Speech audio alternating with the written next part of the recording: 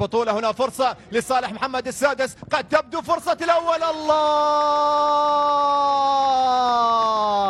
من ملاعب سباير يا سادة، دونوها وسجلوها واحتفظوا فيها بأذهانكم. هذه اللقطات وهذه التسديدة وهذا المرور الجميل عن فرحة الهدف الأول.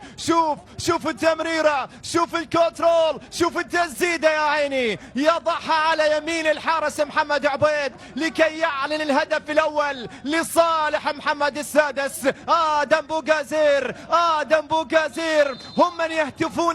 بشير للمرة الثانية، هل يسجلها بشير؟ سوف تكون صعبة هذه المرة يا بشير. نعم أنا قلت الله. جول ثاني هنا من أجل عبور والمرور. هنا الخطأ القاتل. جول ثالث لصالح أكاديمية محمد السادس.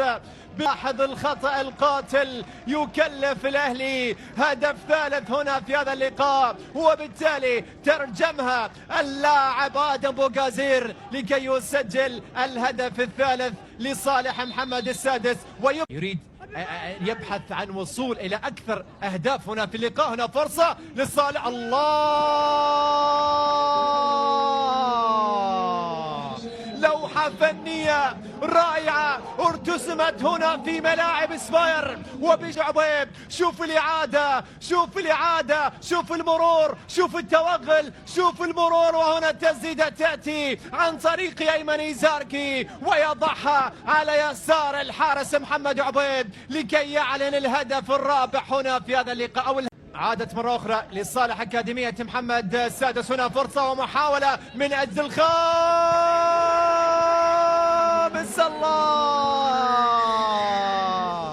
جول خامس يأتي الآن.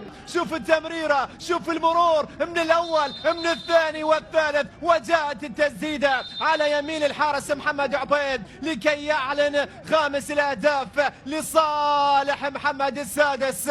يسجل آدم بوغازير هنا الهاتريك.